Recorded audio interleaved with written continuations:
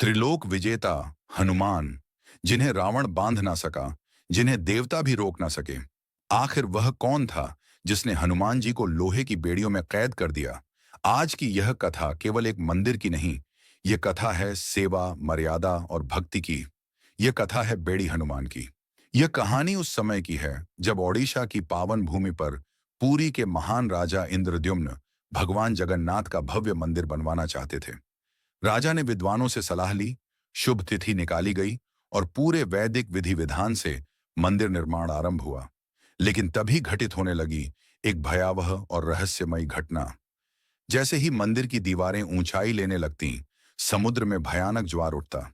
तेज लहरें आती और रातों रात पूरा निर्माण बहा ले जाती। एक बार नहीं, दो बार नहीं, लगातार 6 बार। राजा इंद्रद्युम्न अत्यंत चिंतित हो गए।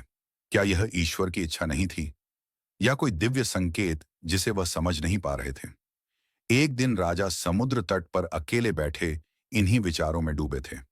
तभी उनकी दृष्टि पड़ी एक वानर पर, जो समुद्र की लहरों के पास निडर होकर खेल रहा था। ज्वार आया, लहरें उठीं, लेकिन वह वानर तनिक भी विचलित नहीं हुआ, मानो कोई अदृश्य शक्ति उसे बचा रही हो। राजा के मन में एकाएक विचार आया, यह साधारण वानर नहीं हो सकता।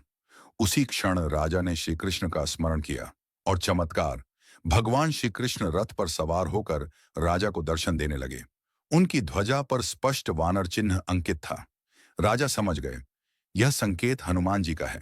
राजा इंद्रद्युम्न ने हनुमान जी की स्तुति की और विनती की, हे महावीर, यदि आपकी कृपा हो तो इस मंदिर और पूरी नगरी की रक्षा कीजिए।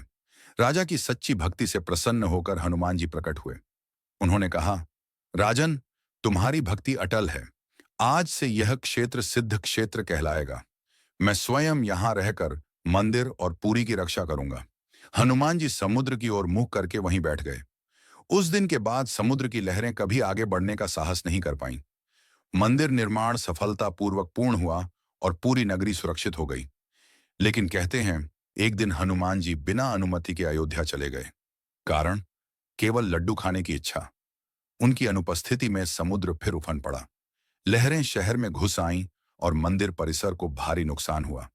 जब हनुमान जी लौटे तो विनाश देखकर वे व्यथित हो गए।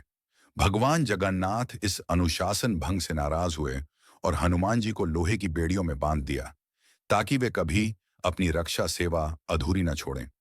हनुमान जी ने इसे दंड नहीं, बल्कि सेवा का अवसर माना। आज भी वे बेड़ी हनुमान के रूप में पूरी की रक्षा कर रहे हैं। यही है प्रसिद्ध बेड़ी हनुमान मंदिर की कथा, जहां माना जाता है कि हनुमान जी आज भी समुद्र के क्रोध से पुरी को बचा रहे हैं।